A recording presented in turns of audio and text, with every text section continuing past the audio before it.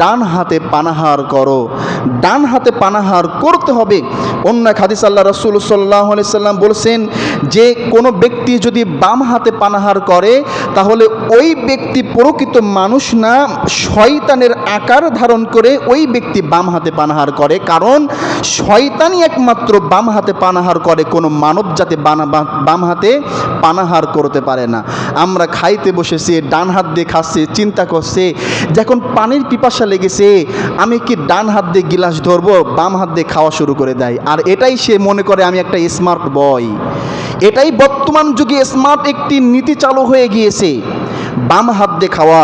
আল্লাহ রাসূল সাল্লাল্লাহু আলাইহি সাল্লাম বলছেন যে তোমরা বাম হাত দিয়ে খাওয়া তো দূরে যাক, কোনো কিছু বাম হাত দিয়ে গ্রহণ এবং প্রদান কোনো জিনিসটাই তোমরা করবে না, কারণ এটা একমাত্র শয়তানি করে। আর কোনো ব্যক্তি যদি এটা করে থাকে তাহলে সেই ব্যক্তি হচ্ছে মানুষ রূপে শয়তান, সেটা মানুষ হতে পারে না, কারণ আল্লাহ রাসূল যেখানে সম্পূর্ণরূপে নিষেধ করেছেন।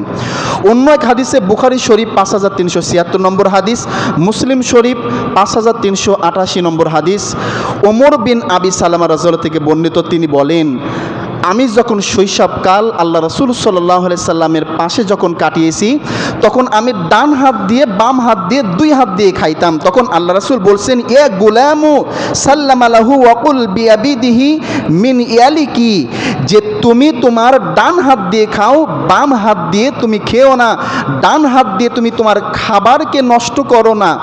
ঠিক এটা আল্লাহ রাসূল সাল্লাল্লাহু আলাইহি সাল্লাম তাকে বলে দিলেন, কারণ একজন ব্যক্তি বাম হাত দিয়ে খাচ্ছিল, আল্লাহ রাসূল সাল্লাল্লাহু আলাইহি সাল্লাম তাকে নিষেধ করলেন যে তুমি ডান হাত দিয়ে খাও, বাম হাত দিয়ে খেও না। তখন ওই ব্যক্তি বললেন যে আমি এটা পারি না। তখন আল্লাহ রাসূল সাল্লাল্লাহু আলাইহি সাল্লাম তাকে বললেন যে তুমি যেন নাও পারো।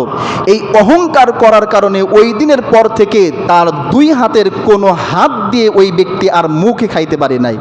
তার মানে কি, আল্লাহ রাসূল যেখানে ডান হাত দিয়ে খাইতে বলেছেন সেখানে যদি আপনি বাম হাত ব্যবহার করেন এটা আপনার জন্য একটি অহংকার, আর এই অহংকারের কারণে আপনার পতন হবে, এটাই হচ্ছে চূড়ান্ত।